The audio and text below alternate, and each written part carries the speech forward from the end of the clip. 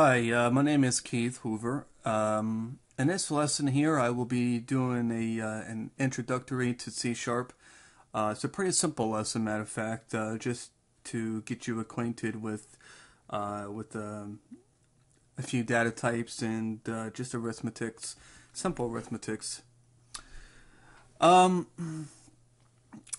been working with C Sharp for probably maybe a month or two maybe so far, and I love it over Java. I have worked with Java also. C Sharp just seems like it's more clean, it's more straightforward.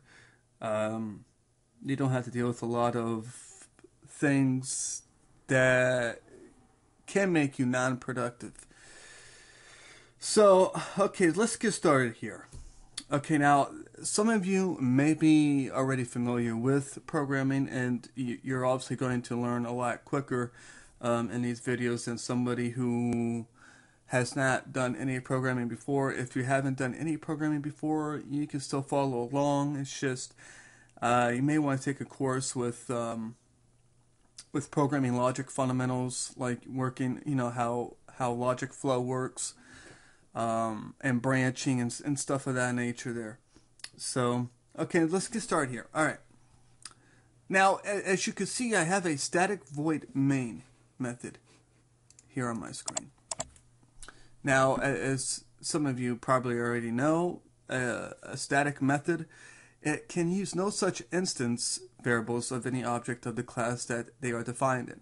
Okay, and of course, the keyword void here basically means that we are not returning a value back to the calling method. And if you don't understand that yet, you will shortly. Okay, so what I want to do is now, of course, before I begin, YouTube does limit these videos to only 15 minutes. So some lessons will be labeled like Lesson 1A, Lesson 2B, Lesson 3C, Lesson 4D, if I can't get everything into one shot. So basically what I'm going to do is declare a local variable with an integer data type and initialize it to 0.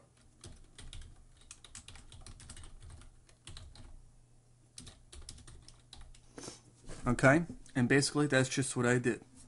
The int here is the integer data type, which is a whole number, and here is my identifier, and here is a value that I'm assigning to this variable.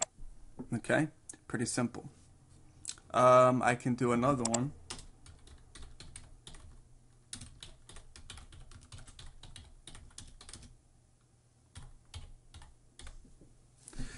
Here, I'm declaring another variable here with the double data type, which is a floating point number instead of a whole number.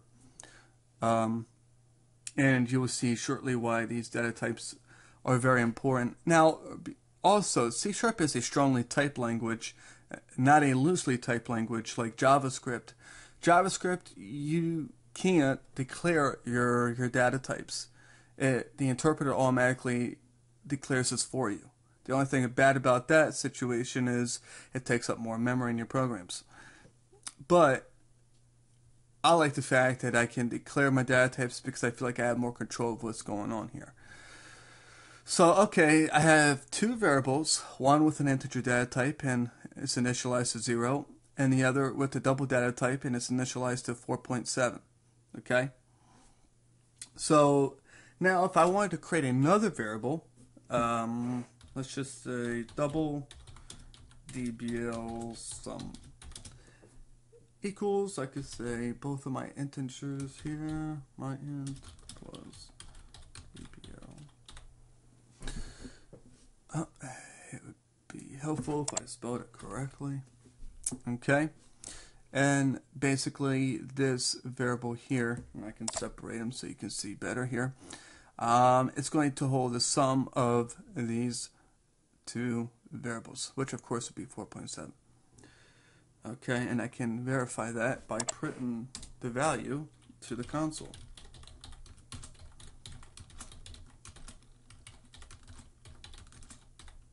Okay, and when I go ahead and run it, is 4.7. Now, also, I'm using console apps here because basically you learn a lot of. It's easier to learn programming fundamentals with the language when you're first learning a language to use console instead of using a GUI to implement your learning, because you get to see it's quicker, it's faster. It's just always been that way. Okay, so basically now, let's just say that I wanted to change the value of my integer um, to another value here, and I can do this here.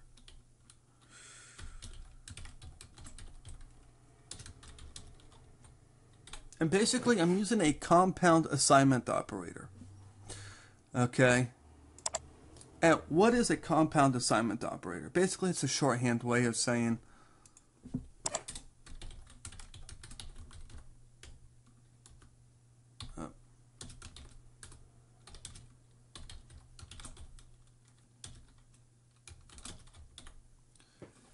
it's basically a shorthand way of saying this. But, of course, we don't have to write out our variable twice, only once. Okay?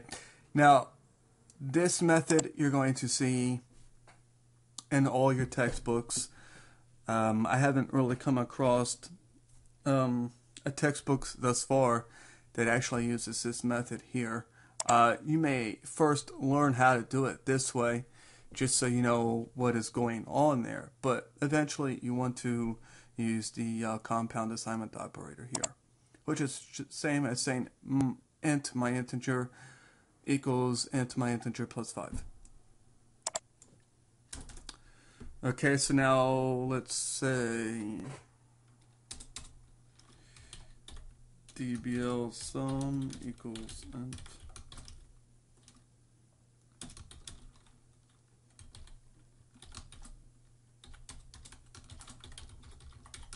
And I will print the value again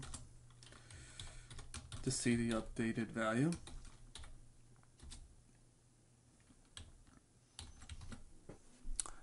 And as you see before, we had 4.7. Now we have 9.7. Okay? Pretty simple stuff here. And that will actually conclude this video here. This was a pretty short video just to get you acquainted with a little bit of C#. We'll get more into the complex things as the videos go on, but this video is just aimed to just show you a little bit of simple arithmetics and data types, stuff of that nature.